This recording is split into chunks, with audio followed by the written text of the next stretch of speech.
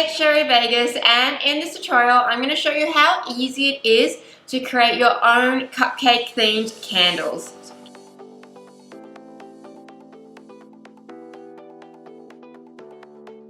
To get started, you're going to need a few items. You're going to need your vessel to put your candle in. I'm also going to be using some hundreds and thousands and aligning the inside of my vessel to just kind of add that extra little cupcake theme to this candle. And I'm also going to be using some glucose syrup to help me adhere that before I pour my wax in. You're going to need some wicks. Because I am using quite a wide candle size, I'm going to either have to put 2 wicks in, or I'm going to need to get one that's quite thick that will burn the whole way around so I get an even melt pour. I have got some wick stickers. I've also got just a few little extra tools like my wick holders and stuff like that. Then I'm also going to be using this cotton candy fragrance just to go with the theme of that sort of cupcake / birthday cake candle, and some soy wax as well. I'm going to be using the All Natural Gold Wax, which is a soy based wax.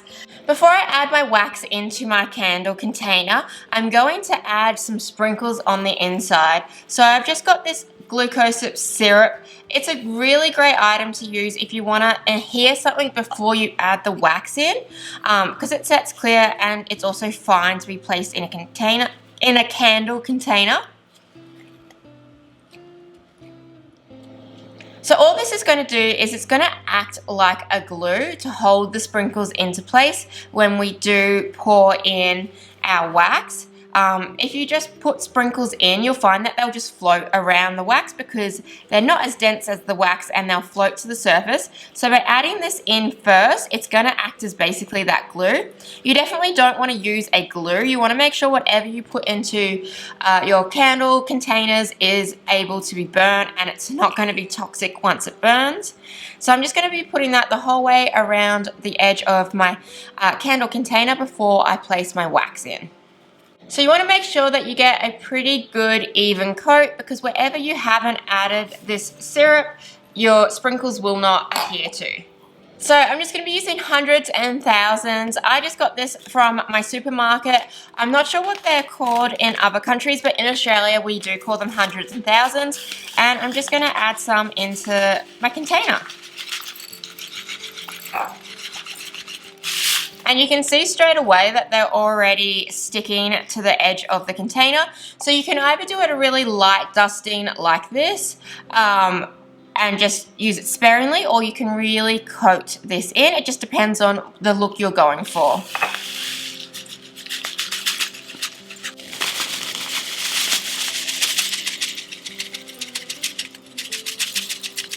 Once you've got all of your sprinkles in your container, then it's time to add your wick in.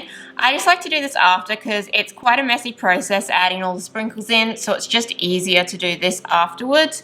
And a straw is super helpful if you want to kind of get it placed in the center, because you find if you try to place it without a straw, they tend to like flop and bend around. So by using a straw, it really helps out getting these nice and center. You're getting your wicks right bang in the center,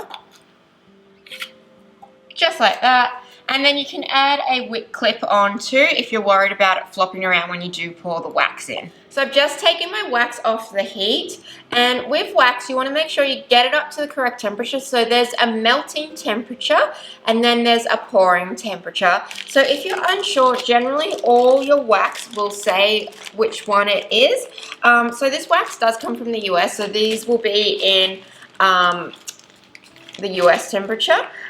So for this wax, it says I need to heat it up to 180 and add color in then. And then it says let it cool and pour it at the 150. So you just need to convert that depending on what area of the world you're in. But all waxes should have a label on the front when you purchase it saying like what temperature it needs to get up to and what temperature it needs to be poured. So you want to get it up to a certain temperature so it fully melts all of that wax, and then you want to get it down to a certain temperature to pour it. If you pour it too hot, it can create like divots. When the wax cools, it can contract from the jar. You can get like little sinkholes. You can accidentally burn off all of your fragrance. Now for this particular one, I am going to be adding in my full container of essence, just because it's the correct amount of wax for essence. You want to go around 5 to 10%. It does depend on your wax, and it once again should say when you buy that wax how much mils or how many percentage it's going to need of that fragrance to wax ratio. A little tip too, all of these jars come with this little dropper, but if you are going to be using the full amount, it's just easier to take that off. Otherwise, you're going to be doing drop at a time and then adding that in. And then I just want to stir for about 2 to 3 minutes. I'm just making sure all of my fragrance has combined throughout the whole amount of my wax.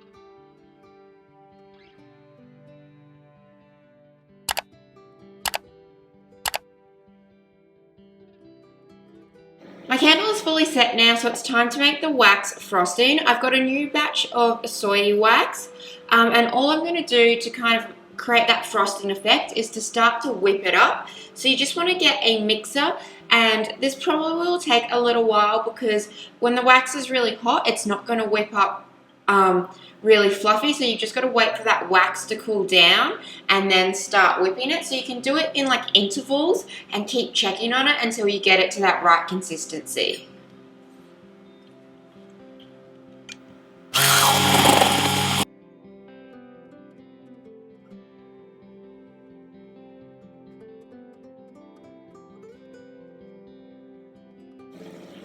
So the wax is still quite warm, so I'm going to give it another 5 minutes and then try again.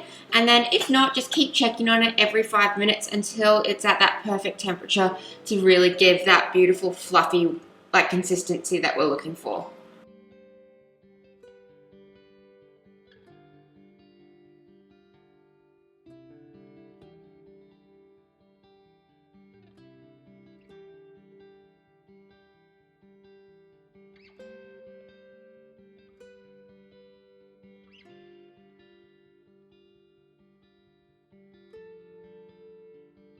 So that is looking like a good consistency because it's holding its shape. So I'm just going to pop this into a piping bag now, so that way I can pipe it over my candle.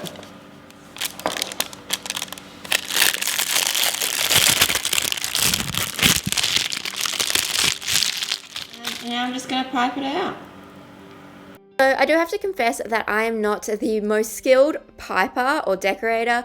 It really does come down to practicing. It is a little bit different from piping, say, with buttercream, because the wax is setting as you are piping because it is cooling down.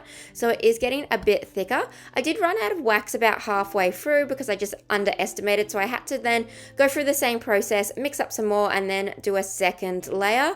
I'm not the best at piping, but it's all good because I'm going to be adding like sprinkles and these little love hearts, which are just edible candy, on top to this, so you're really not going to see any of those imperfections, but obviously the more you practice with this sort of technique, the better you're going to get. But it is trickier than just piping onto a cake with buttercream because you are working with that time sort of where it will start to get harder and become harder to pipe out of the bag. Okay guys, so that is how to create your own cupcake candle. It is like more complicated technique, and it's a more complicated type of candle.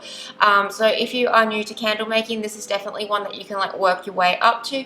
Having piping skills will help. It's not exactly the same as piping out like say buttercream icing because this does set. So you do have to work quite fast when you are working doing the piping technique, but you will get really cool candles out of this. And then you can also add like little embeds if you wanted to.